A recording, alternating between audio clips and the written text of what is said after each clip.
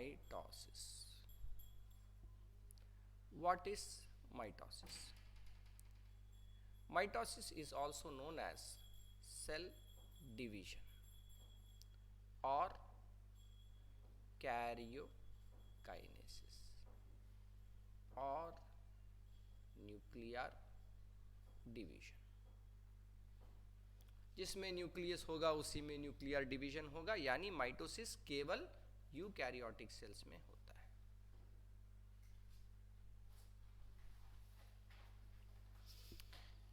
Mitosis can take place in animal cells or it may take place in plant cell.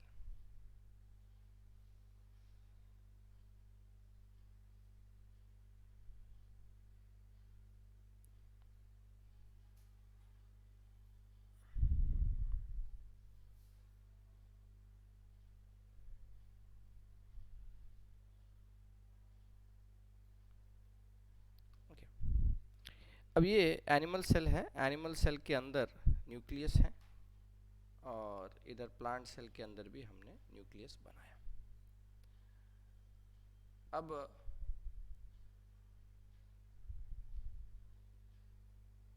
Late us write this as the animal cell, plant cell.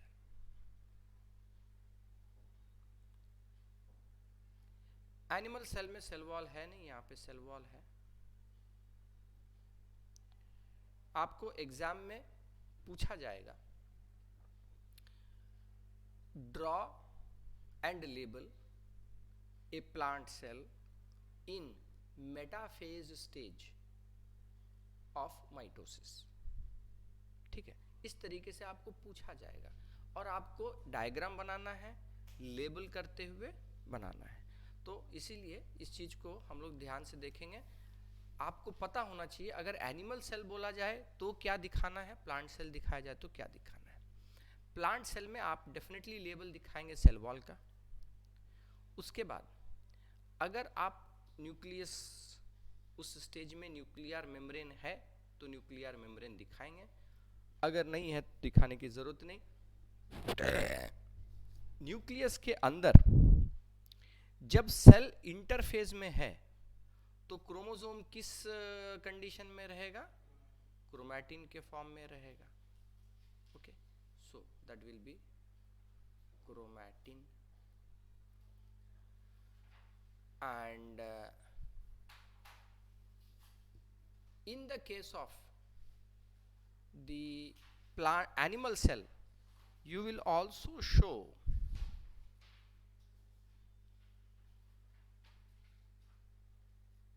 this thing, centrioles.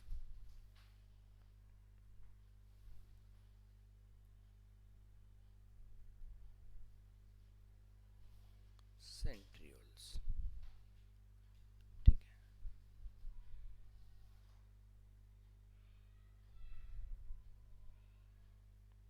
Centriole, pair of centrioles will be there in what? Centrosome. ठीक. ये जो stage है ये interphase में है.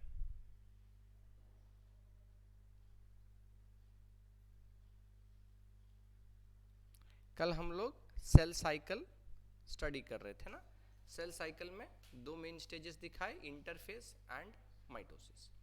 तो interphase में nucleus is in the form of chromatin, हम लोग दिखाएंगे इस तरीके से कि जिसमें सेल वॉल है. इधर एनिमल सेल में सेंट्रोसोम नहीं होता है, मोस्ट इंपॉर्टेंट पॉइंट. नेक्स्ट, अब माइटोसिस शुरू.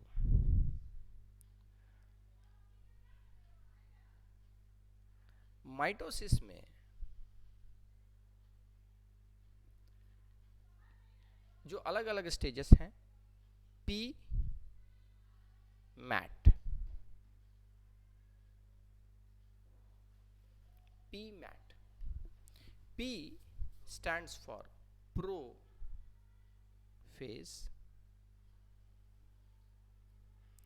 metaphase,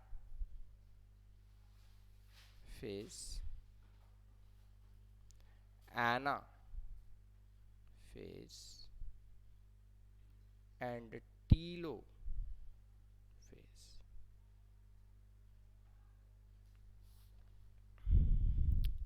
Okay. Prophase is the first stage. Okay. Cell है, सेल के अंदर क्रोमोसोम दिखना शुरू हो जाएगा कि नहीं होगा?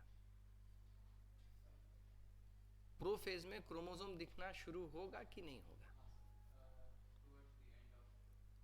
एकदम, क्योंकि माइटोसिस तभी आप मानिए जब क्रोमोसोम दिखना शुरू हुआ। ठीक है, तो प्रोफेज में क्या होगा कि क्रोमोसोम दिखना शुरू हो जाएगा, तो आप क्रोमोसोम बनाएंगे।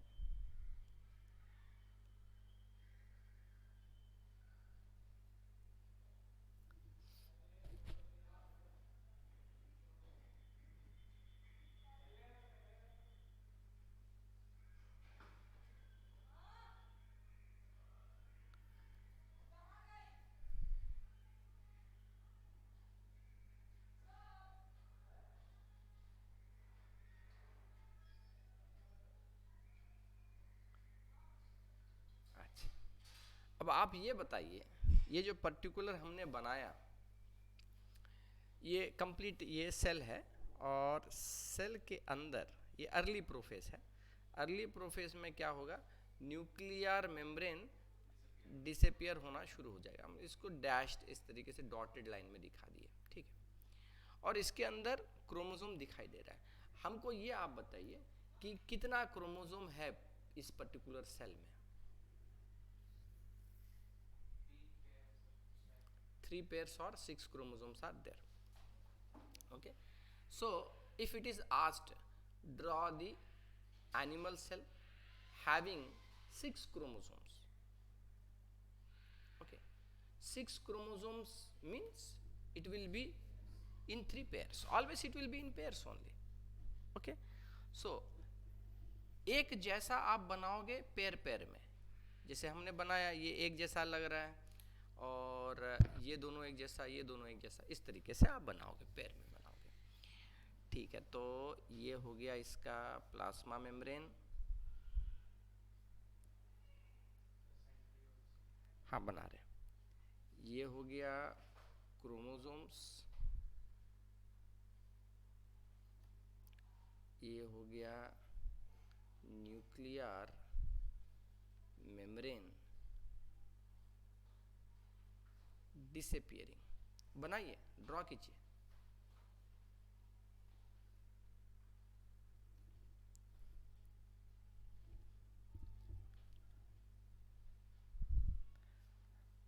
इस पर्टिकुलर स्टेज में क्या होगा कि जो सेंट्रोजोम है वो स्प्लिट होके सेंट्रियोल्स ऑपोजिट पोल्स की तरफ माइग्रेट करना शुरू हो जाएगा। तो इधर एक बनाएंगे ऐसे, इस तरीके से इधर बनाएंगे, और इसको इस तरीके से बनाएंगे।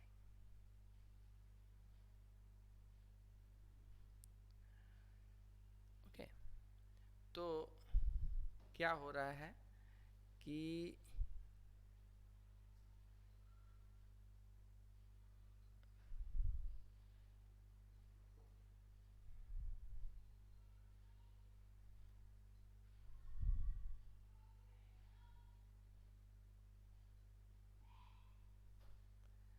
ये जो सेंट्रियोल्स है,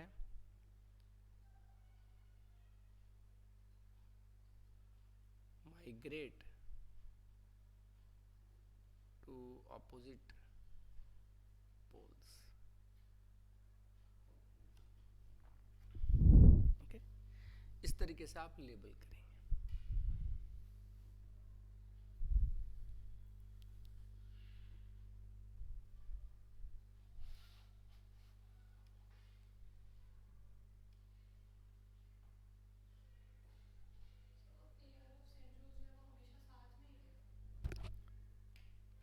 नहीं, जो पेयर ऑफ सेंट्रियोल्स है जब वो साथ में रहेगा और उसके ऊपर एक और कवरिंग बन जाता है, वो सेंट्रोजोम कहलाएगा। जब सेंट्रियोल्स सेपरेट हो गया तो वो सेंट्रियोल्स, ओके, सेंट्रियोल्स पेयर में रहता है, एक सेंट्रोजोम रहेगा, ओनली इन एनिमल सेल रहेगा। ठीक है, अब मेटाफेज में क्या?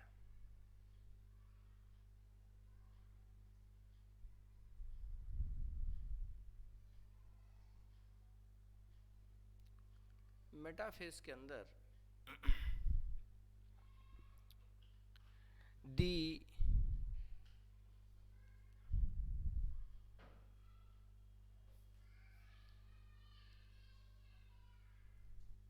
chromosomes will align themselves along the metaphase plate और इक्विटोरियल प्लेट, इस तरीके से बोलते हैं। ओके, ओरिएंटेशन आप देखिए कैसे हम बना रहे हैं, ऐसे ऐसे करके नहीं बना रहे हैं, ऐसे इसी तरीके से लंबा लंबी बना रहे हैं। तो 1 2 3 4 5 6, तो आपको उतना एक्यूरेट बनाने की ज़रूरत नहीं है। आप जब डायग्राम बनाएंगे आप इस तरीके से 6 क्रोमोसोम दिखा देंगे। इसके बाद ये दोनों तरफ में सेंट्रियोल्स दिखाएंगे और इस तरीके से आप दिखाएंगे इस तरफ शॉर्ट फाइबर्स, ओके, और इसमें से निकलेगा लॉन्ग फाइबर्स जो जाके सेंट्रोजोम में अटैच होगा।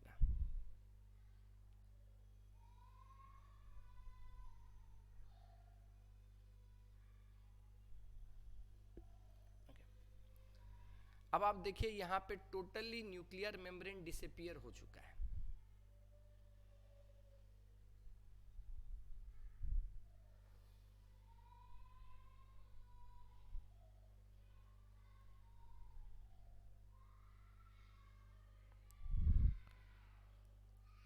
सेंट्रियोल्स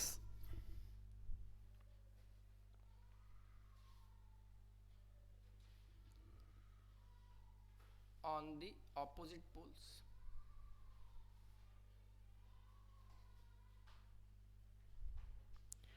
और ये जो चीज आप देख रहे हैं जो ऐसे से निकला हुआ है, ऐसा लगता है जैसे कि कोई चमक, स्टार वाला टाइप का चमक।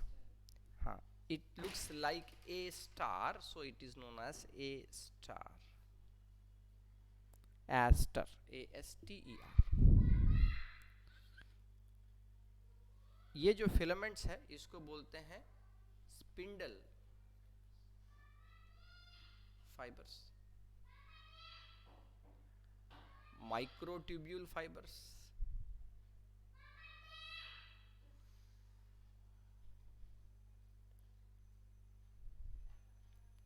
ओके,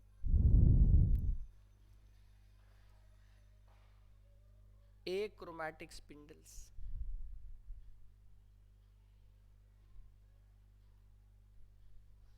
आपके टेक्स्ट बुक में दिया हुआ है एक्रोमैटिक स्पिंडल, डायग्राम में, लेबलिंग में। ये जो शब्द है एक्रोमैटिक का मतलब क्या हुआ? No colour. तो डीएनए का तो कलर होता नहीं है, हम लोग डिस्कस किए थे पिछली बार। एक्रोमैटिक स्पिंडल, स्पिंडल का इधर कोई कलर नहीं है, ऐसा क्यों बोल रहे हैं हम लोग? क्योंकि इसका कोई कलर है नहीं ऐसे, ठीक है। तो इसका क्या कलर है? एस्टर का कोई कलर है क्या? इसका भी कोई कलर नहीं। लेकिन जिसने इसको डिस्कवर किया, ठीक है, स्पिंडल फाइबर्स, ओके, तो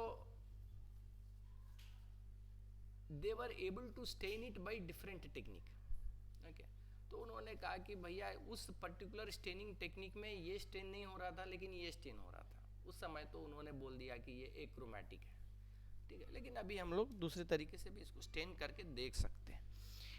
तो बेसिकली मेटाफेज में क्या है इंपॉर्टेंट? न्यूक्लियर मेम्ब्रेन डिसअपीयर हो गया, सेंट्रियोल से स्पिंडल फाइबर्स बना, या achromatic spindle या microtubule fibers which are attached to the centromere. Okay, and aster formations are there. Centromere में अटैच होगा. कुछ स्पिंडल फाइबर्स जो हैं उसमें अटैच नहीं होते हुए क्या होंगे, इस तरीके से आएंगे, इधर तक आके रुक जाएगा, और इधर से भी एक आएगा, ऐसे आएगा, और ये दोनों आपस में बस ऐसे ऐसे लिंक हो जाएगा. ऐसा भी होता है.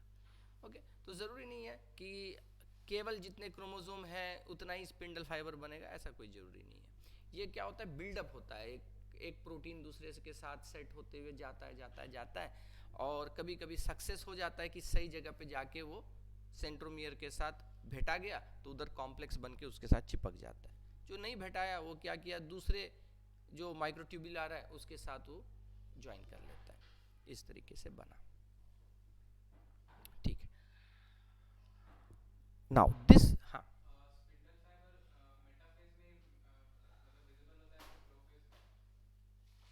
प्रोफेज में ये जो दोनों सेंट्रियोल्स है ये माइग्रेट करना शुरू करेंगे. अभी पूरा ये पहुंचा नहीं, साइड्स में पहुंचा नहीं, तो यहाँ से जो जो फाइबर्स बाहर निकल रहे हैं ये एक तरीके का एस्टर टाइप का ही फाइबर्स है. पूरा लंबा फाइबर्स नहीं बनता है अभी तक. मेटाफेज में achromatic spindles clearly visible and they will reach up to the centromere. ये जो पोजीशन है, इसको जहां पे क्रोमोसोम्स लाइन अप होते हैं, इसको क्या बोलते हैं हम लोग? हाँ, मेटाफेज प्लेट. हाँ,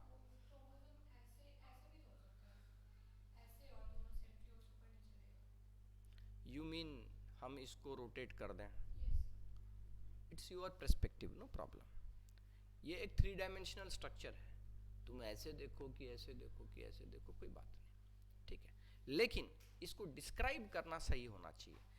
मेटाफेज प्लेट, इसको ये वाला जो प्लेन है इसको बोलते हैं मेटाफेज प्लेट. दूसरा शब्द इसका क्या है? On the equatorial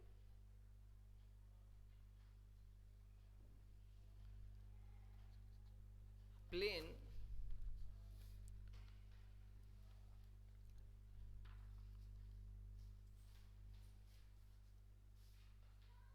to the spindle.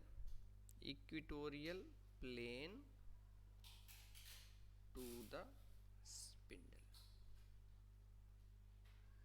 क्योंकि देखो, जब हम लोग कोई ग्लोब लेते हैं, ग्लोब तो प्रॉपर 3 डायमेंशनल स्पेरिकल स्ट्रक्चर है.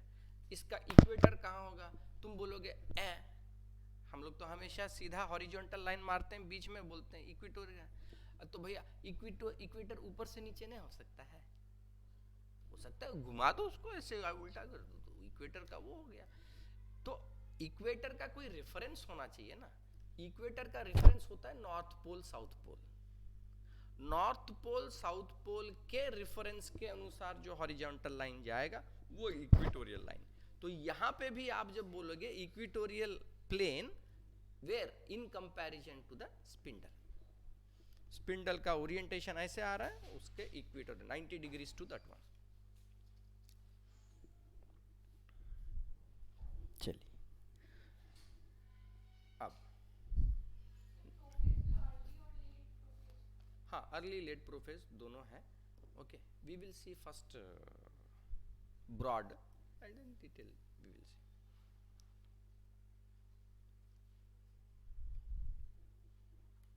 इसको कंपेयर करेंगे हम लोग प्लांट सेल के साथ.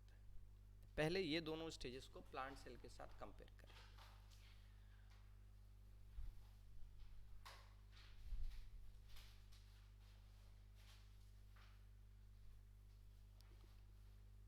प्लांट सेल के अंदर प्रोफेज के स्टेट में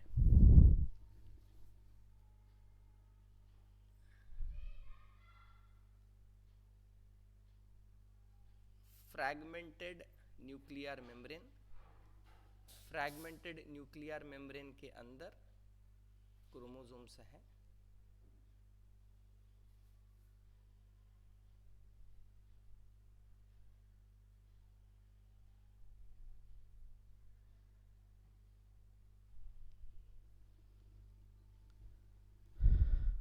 इधर हम सेंट्रियोल्स नहीं दिखाएंगे, ओके, सेंट्रियोल्स हम इसमें नहीं दिखाएंगे, एनिमल वाले में दिखाएंगे, प्लांट वाले में नहीं। ये मेन इसमें डिफरेंस रहेगा, बाकी सब कुछ सेम, ठीक।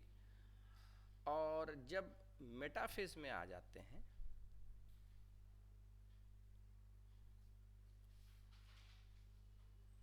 तो न्यूक्लियर मेम्ब्रेन तो रहेगा नहीं, और इसमें भी जो है क्रोमोसोम्स लाइनअप हो गया,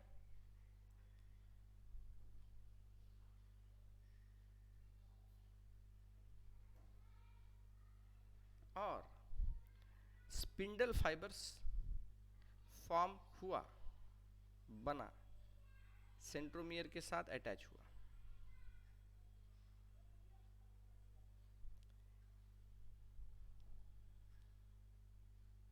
लेकिन ये जो दोनों एंड्स है, यहाँ पे हम ये चीज नहीं दिखाएंगे, एस्टर नहीं दिखाएंगे, ये वाला फाइबर्स हमको नहीं दिखाना है, ऐसे ऐसे ऐसे करके जो रेडिएटिंग आउटवर्ड्स, वो चीज हम नहीं दिखाएंगे, ये डिफरेंस है।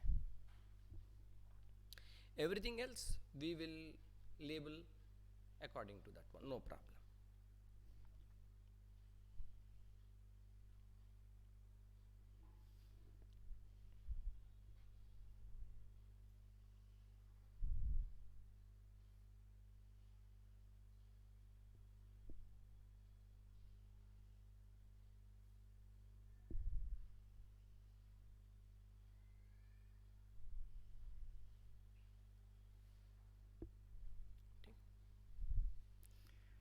Next.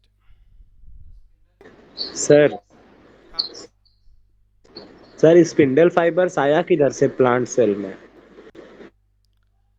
spindle fibers are made up of proteins that are known as microtubule proteins.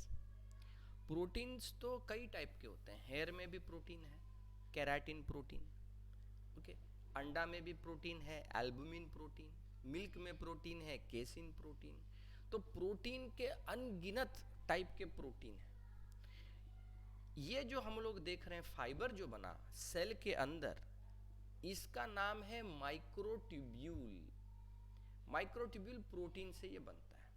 इस प्रोटीन की खासियत ये है कि इसका एक ओरिएंटेशन है, ओके, जैसे कि हम कुछ इस टाइप का चीज बनाए, जैसे न्यूक्लियोटाइड का नहीं पता स्ट्रक्चर, इस टाइप का हमको ये स्ट्रक्चर बना दिए, जिसमें कि एक साइड में समझो इस तरीके से फ्लैट स्ट्रक्चर है, और एक तरफ इस टाइप का कुछ इस टाइप का स्ट्रक्चर है। तो एक तरफ प्लस है और एक तरफ माइनस है, ये इसको एक पोलैरिटी है। तो क्या होगा कि अगला जो प्रोटीन है, ओके, से something it is in this shape, अगला प्रोटीन जो है वो इस तरीके से अटैच होगा, और इस तरीके से वो बिल्डअप होते जाएगा, ठीक है।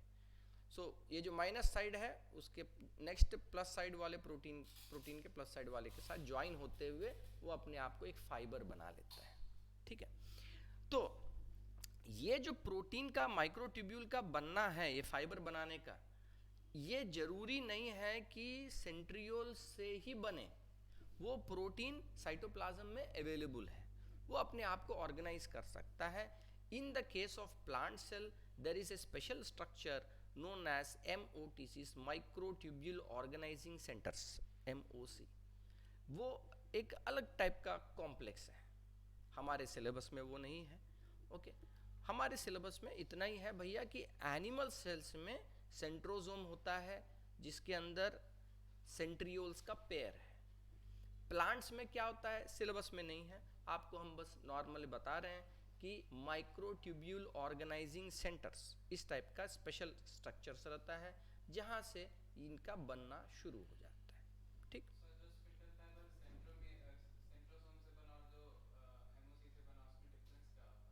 कोई डिफरेंस नहीं, कोई डिफरेंस नहीं। जो माइक्रोट्यूब्यूल प्रोटीन प्लांट में पाया जाता है और एनिमल में पाया जाता है, दोनों हाईली कंजर्व्ड है, हाईली कंजर्व्ड है।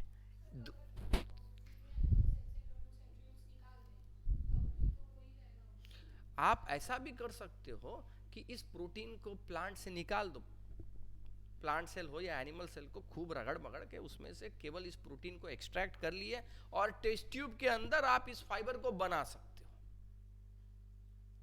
ऑर्गेनाइज कर सकते हो। और इलेक्ट्रॉन माइक्रोस्कोप के अंदर आप देखोगे कि ये प्रोटीन्स आपस में अपने आप जुड़ते हुए फाइबर बनाते हैं। इलेक्ट्रॉन माइक्रोस्कोप में आपको फाइबर के स्ट्रक्चर्स दिखाई देंगे।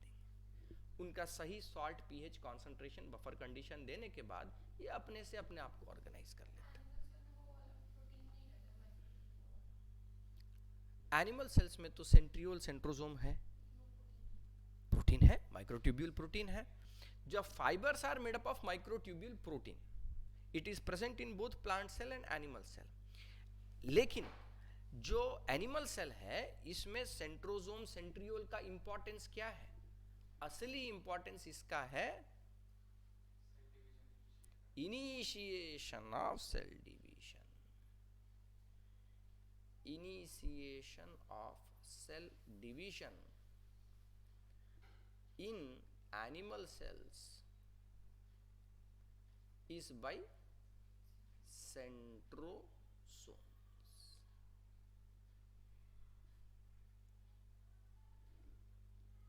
Okay. आप इसी स्टेज में देखोगे कि ये सेंट्रियोल्स स्प्लिट होके सेपरेट होना शुरू हो गए। आप जैसे ये स्ट्रक्चर को ऑब्जर्व करेंगे आप समझ जाइए कि सेल डिवीजन इनिशिएट हो गया। ठीक, okay. So Shashank, your answer you have got? Yes, sir. Next, anaphase.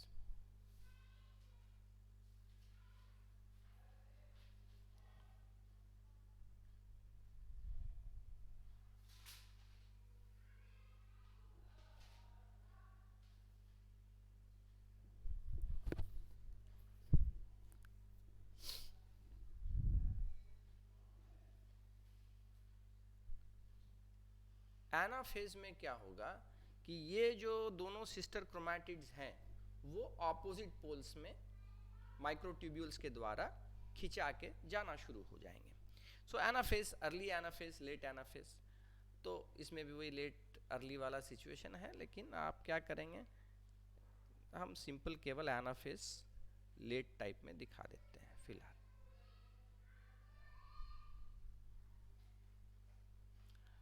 इसमें केवल एक क्रोमैटिड रहेगा।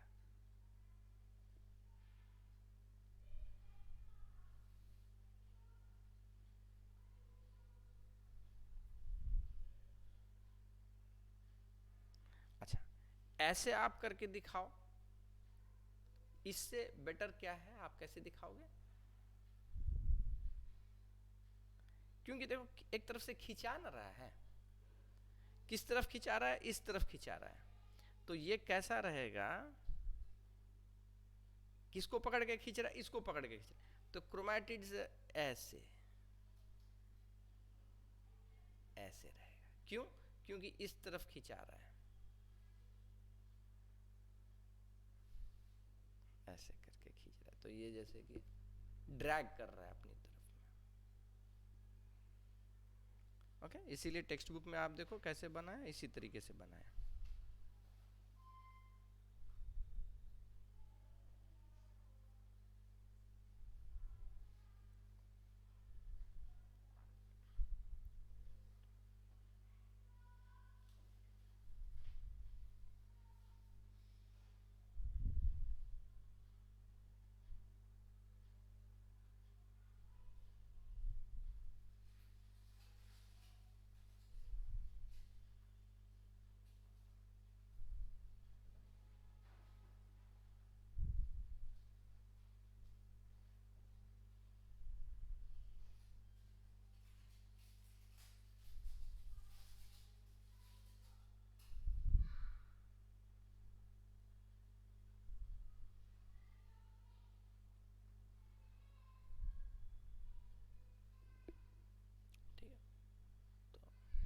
ये हो गया एनाफेज। अब ये दोनों जो क्रोमैटिड्स हैं, ये कौन क्रोमैटिड्स कहलाएंगे? सिस्टर क्रोमैटिड्स अब सेपरेट हो गए। हाँ, अभी हो गया डॉटर क्रोमैटिड्स।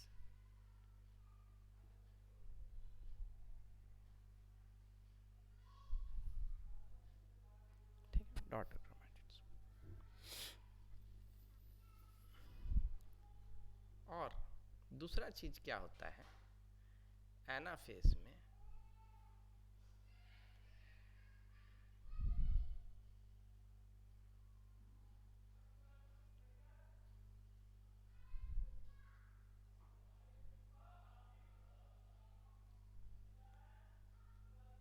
ये वाला जो पार्ट है, सॉरी,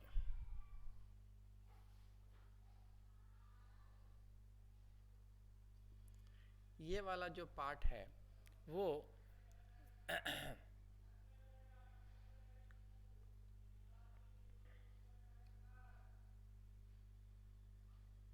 डिसअपियर होने लगेगा।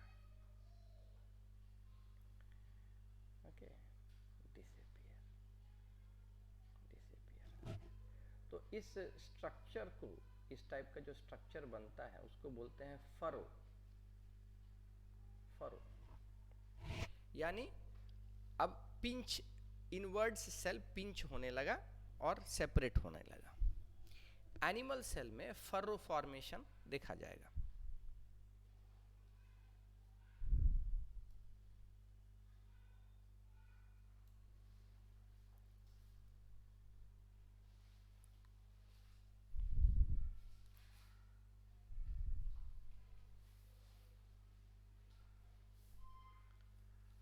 प्लांट सेल में क्या होगा?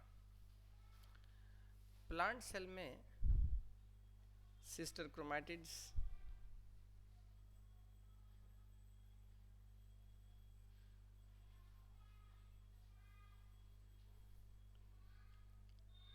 ऑपोजिट पोल्स की तरफ माइग्रेट किया है।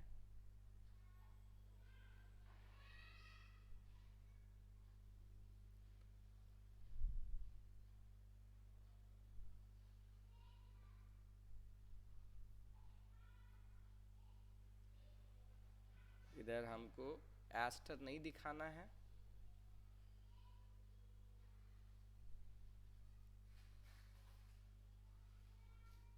ठीक है। और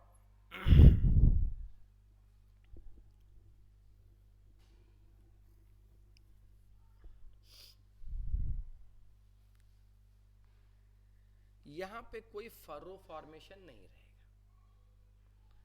एनिमल सेल में फरो फॉर्मेशन रहेगा, लेकिन यहाँ पे रिजिड सेल वॉल है तो यहाँ फरो फॉर्मेशन नहीं रहेगा। जो अगला स्टेज है कैरियोकाइनेसिस का लास्ट स्टेज, कैरियोकाइनेसिस का लास्ट स्टेज जो है वो क्या कहलाता है? टीलोफेज कहलाएगा।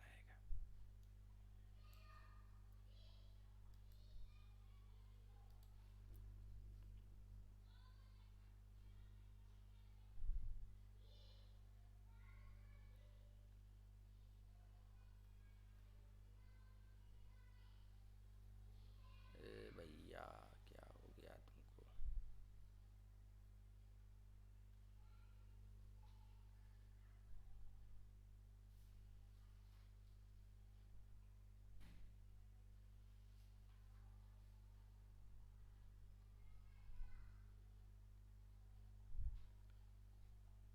टीलो फेज।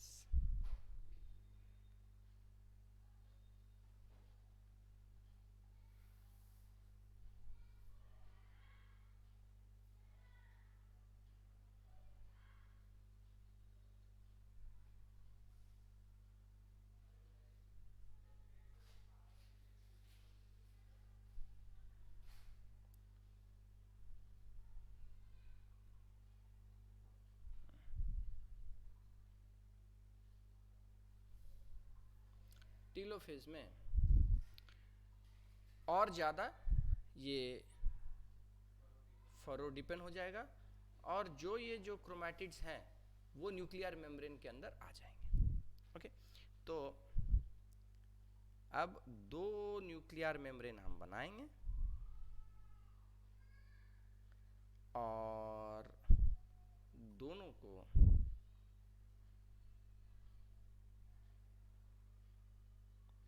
इस तरीके से बना दिए और इस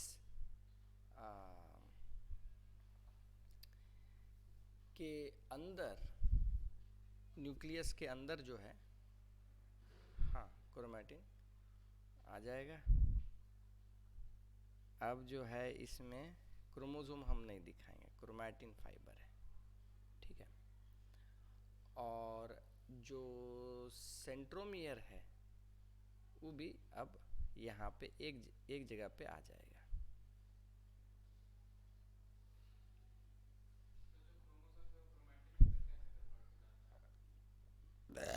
क्रोमोसोम क्रोमैटिन में कैसे कन्वर्ट हो जाएगा? एक हुआ कंडेंसेशन, एक हुआ डीकंडेंसेशन। जब सेल डिवीजन एक्टिवली हो रहा है तो कंडेंस हो जाएगा। अच्छा, इसका एक प्रॉपर मैकेनिज्म है जो कि हमारे सिलेबस के बियॉन्ड है एक मैकेनिज्म।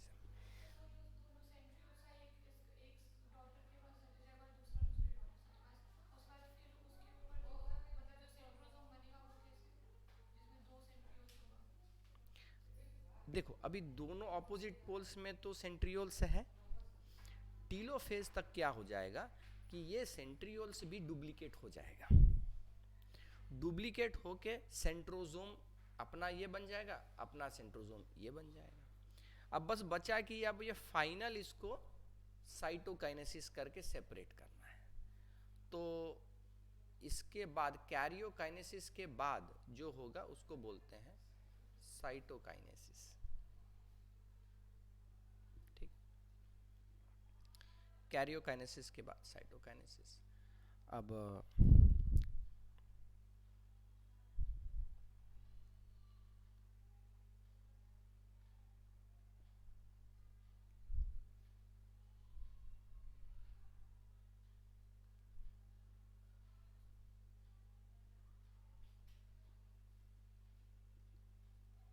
प्लांट सेल के अंदर क्या होगा? दो डॉटर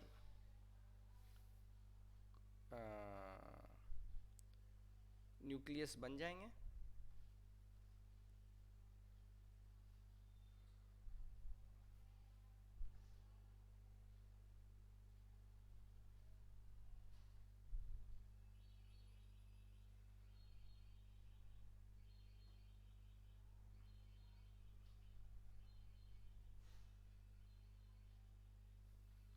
और इसके अंदर क्रोमैटिन मटेरियल आ गया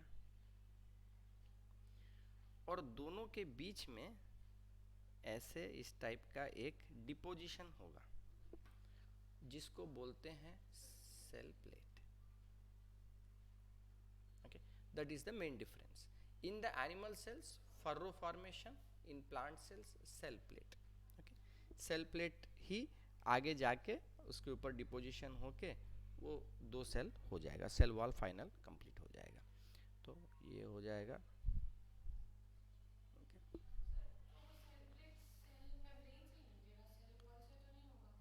सेल प्लेट जो है वो फॉर्मेशन होता है गोल्गी के द्वारा। सेल में सेक्रेटरी फंक्शन किसका है?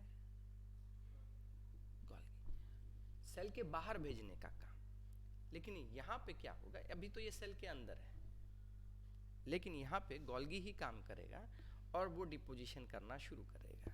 सेल वॉल का फॉर्मेशन, सेल वॉल के ऊपर जो डिपोजिशन होता है उसका काम गोल्गी का है, सेक्रेटरी फंक्शन। ओके, तो सेल प्लेट, देखो सेल प्लेट के अंदर पहले कुछ एक टाइप का प्रोटीन्स का एक जाल बन जाता है, उसके बाद फिर मेम्ब्रेन उसको कवर करना शुरू करेगा, उसके बाद ये जो गोल्गी है उसके ऊपर वो सेलुलोज वगैरह डाल के उसको प्रॉपर सेल वॉल मोटा मोटा कर देगा।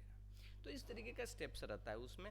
हम लोग को बस इतना पता चले कि भैया सेल प्लेट बनता है और उसके बाद वो सेल वॉल पूरा बन जाएगा। बस इतना अपने लिए बस है। ओके, तो इस तरीके से हमने क्या देखा, माइटोसिस के अंदर क्या क्या फेजेस हैं, प्रोफेज, मेटाफेज, एनाफेज, टीलोफेज। इसमें प्लांट सेल और एनिमल सेल को कंपेयर करते हुए हम लोग स्टडी करेंगे। ओके, माइटोसिस के इमीडिएट बाद एक शॉर्ट बस साइटोकाइनेसिस फेज रहता है, जिसके बाद फिर वापस ये इंटरफेस में चला जाएगा।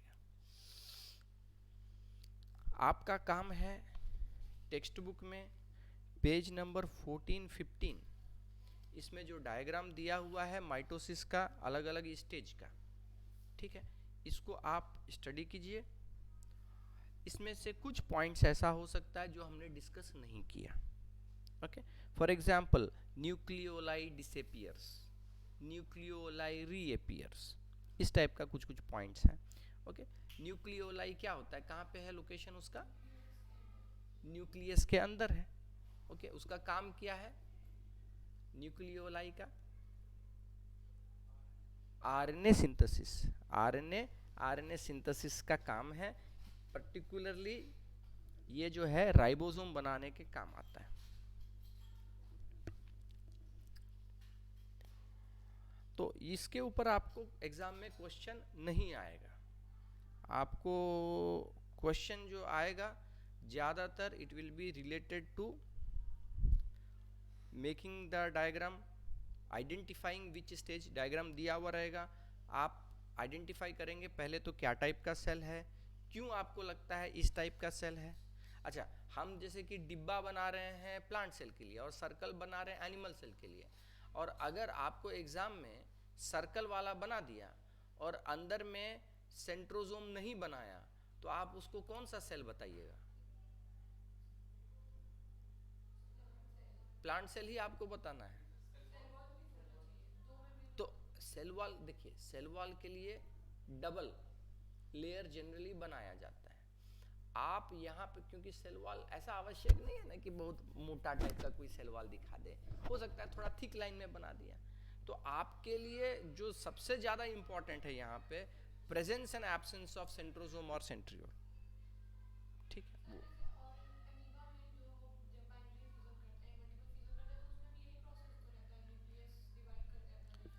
All eukaryotic cells will undergo mitosis, prokaryotic cells में बाइनरी फिशन, क्योंकि माइटोसिस का मतलब ही है karyokinesis, division of the nucleus. ठीक, ठीक है, तो आप जो है घर पे रीड कीजिए चैप्टर को, जहां तक हमने कवर किया है उसको रीड कीजिए।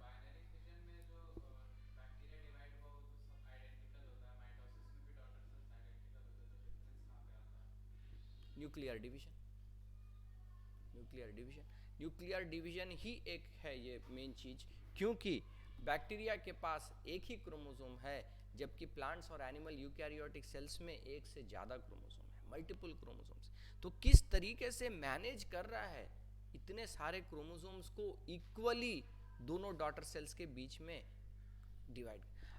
ह्यूमंस में इस टाइप के कई जेनेटिक डिसऑर्डर्स हैं, क्लेनीफेल्टर्स सिंड्रोम, ओके, इस टाइप का बहुत सारा है, डाउन्स सिंड्रोम सुना होगा, डाउन सिंड्रोम सुना होगा, ओके, भुक्साया जैसा मुंह रहेगा, यूं एकदम लटका हुआ, मंद बुद्धि, इस टाइप का, कान बड़ा बड़ा, तो इस टाइप का है। तो उसमें भी क्या होता है, non disjunction of chromosome, equally जो है डॉटर सेल्स के बीच में नहीं हुआ सेपरेट, एक क्रोमोसोम एक्स्ट्रा चला गया।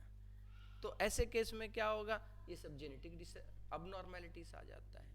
ओके, तो कैसे सेल इतना जटिल टास्क को मैनेज करता है। सोमैटिक सेल्स में माइटोसिस होगा, okay, and the chromosomes will be duplicated and it will be distributed between the daughters equally. तो न्यूक्लियर डिवीजन इस तरीके से होगा, न्यूक्लियस, न्यूक्लियर मेम्ब्रेन डिसअपियर होता है, फिर रीअपियर होता है, क्रोमोसोम का formation.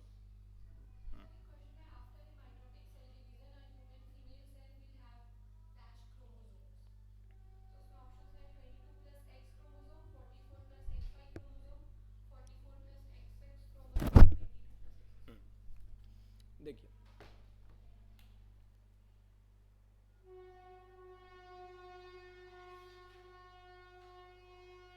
Somatic cell, gamete, male female. Somatic cell में मेल में टोटल कितना क्रोमोसोम्स है? फीमेल में भी 46 है। ठीक, इसको 23 पेयर करके हम लिख सकते हैं, इधर भी 23 पेयर करके लिख सकते हैं। लेकिन क्योंकि दो टाइप के क्रोमोसोम होते हैं, एक क्रोमोसोम को बोलते हैं ऑटोसोम्स,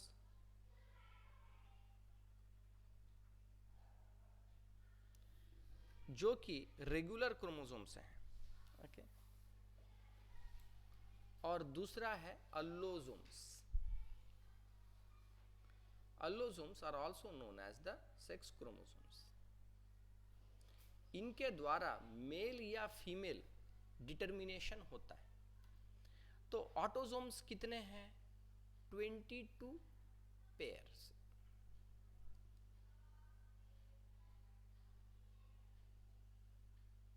ये साला पगला गया। 22 पेयर्स और 44 क्रोमोसोम्स। फीमेल में भी 22 पेयर्स या 44 क्रोमोसोम्स। मेल्स में जो अल्लोसोम है वो एक्स वाई होता है और फीमेल्स में एक्स एक्स होता है।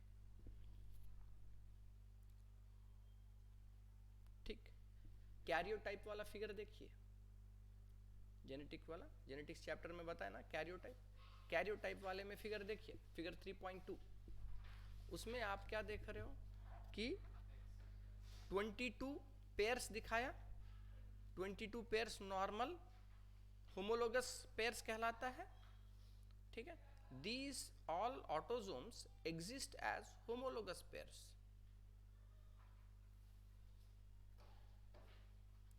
But allosomes in the case of female, क्योंकि XX है, ये होमोलोगस है। यस, ये होमोलोगस है। लेकिन मेल में XY है, ये दोनों क्रोमोसोम एक जैसे नहीं हैं, इसीलिए ये दोनों नॉन होमोलोगस हैं। ओके, क्योंकि मेल डिटर्मिनेशन जो है वो Y क्रोमोसोम के द्वारा होता है। जो डिटर्मिनेशन है मेलनेस का, जो भी डिटर्मिनेशन है, उसके जो स्पेसिफिक जीन्स हैं वो सभी एक छोटे से क्रोमोसोम, वाई क्रोमोसोम बहुत ही छोटा क्रोमोसोम है, सभी क्रोमोसोम्स का सबसे छोटा क्रोमोसोम वाई क्रोमोसोम है। वही वाई क्रोमोसोम डिटरमाइन करता है मेल। अगर वाई क्रोमोसोम है तो मेल बनेगा। तो नॉन होमोलोगस मेल्स में क्या हो गया, ये जो अल्लोसोम है ये नॉन होमोलोगस है। तो अगर क्वेश्चन ये पूछा गया कि मेल में how many pairs of homologous chromosome है, तो क्या बताओगे? 22 पेयर। और फीमेल में कितने पेयर ऑफ होमोलोगस क्रोमोसोम है? 23, क्योंकि अल्लोसोम भी होमोलोगस है, XX। ठीक, अच्छा, अब coming to your question, repeat your question.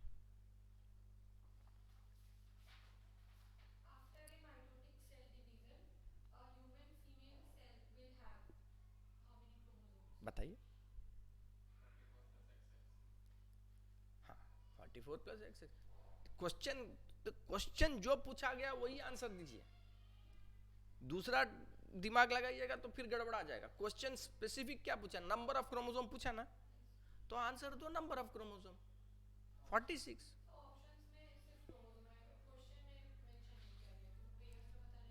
तुम क्वेश्चन रिपीट करो फिर।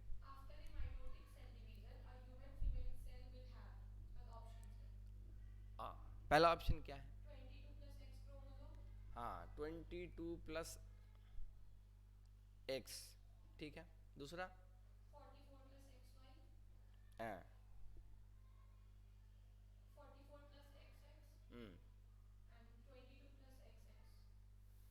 बोलिए, आपको आंसर पता है? बस,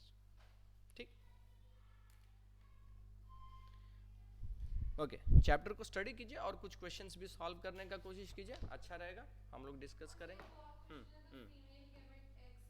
हाँ हाँ, तो गैमिट का आ गया, तो female gamete will have how many chromosomes, how many chromosomes, आप बताइए कितना होगा? क्या 46 क्रोमोसोम्स होगा गैमिट्स में? नहीं, कितना होगा? 22 क्रोमोसोम होगा।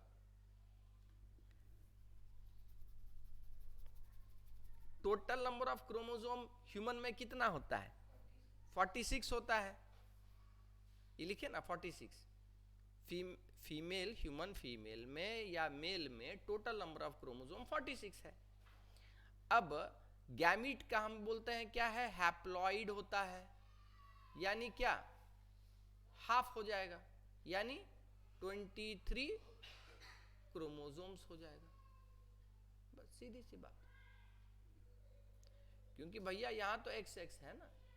अच्छा, एक्स वाई भी अगर होता, जैसे कि हम बोलते हैं male, how many number of chromosomes are there in the male gamete, human male gamete, क्या बताओगे? नंबर ऑफ क्रोमोसोम बताना है, 23। भैया हो सकता है एक्स हो, उसमें हो सकता है वाई हो, लेकिन नंबर तो 23 ही रहेगा ना। हाँ, अगर ऑप्शन में इस तरीके से दिया गया कि मेल में बताइए कि 22 plus X, 22 plus Y, 22 plus X Y, कि 21 प्लस एक्स वाई, बताइए क्या आंसर होगा? 22 प्लस वाई, और कुछ?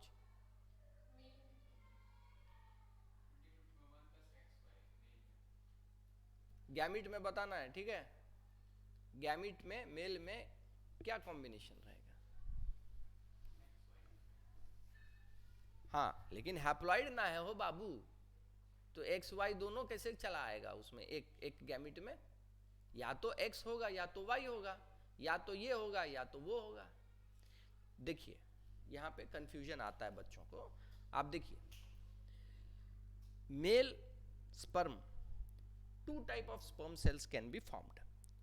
One is which will carry X chromosome, one which will carry the Y chromosome. बाकी सब पैकेज सेम है। 21 क्रोमोसोम, 22 क्रोमोसोम्स जो है, जो कि अल्लोसोम से है, सॉरी ऑटोसोम से है, ओके, ये 22 सेम रहेगा, 22 क्रोमोसोम्स सेम रहेगा हर स्पर्म सेल में। लेकिन जो अल्लोसोम है, सेक्स क्रोमोसोम है, इट में कैरी आइदर एक्स और वाई। अगर वो स्पर्म सेल फ्यूज करता है जो कि एक्स क्रोमोसोम कैरी कर रहा है, then it will give a female child, because mother is going to carry always X only, there are, because she is having X X. Okay, जब वो haploid condition egg बनेगा तो या तो वो एक्स कैरी करेगा या तो एक्स ही कैरी करेगा, कोई दूसरा ऑप्शन तो है नहीं। हाँ, लेकिन मेल में क्या होगा? वो या तो स्पर्म सेल एक्स कैरी करे या तो वाई करे। So who is actually determining whether the child is going to be boy or girl? It is the father or the mother? Father is determining. Okay, वो भी इतना ज्यादा probability है कि मिलियंस ऑफ स्पर्म सेल्स में at the time of fusion, whether it is that Y chromosome or the X chromosome carrying sperm that is going to fertilize the egg cell, probability is humongous, no one can even predict also, इतना ज्यादा probability उसमें रहता है। okay, so sperm cell will carry 22 chromosomes plus X और Y, दोनों option correct होगा, या तो X कैरी करे या तो Y कैरी करे। Okay, so total number of chromosome इसमें मेल गैमिट में 23 रहेगा। ओके, थोड़ा सा अभी भी लगता है नहीं? हाँ, अच्छा ठीक, फिर से रिपीट होगा तो फिर कैच करना। Okay, anything else? Any other doubts? Okay. Okay, next class we will meet. Thank you.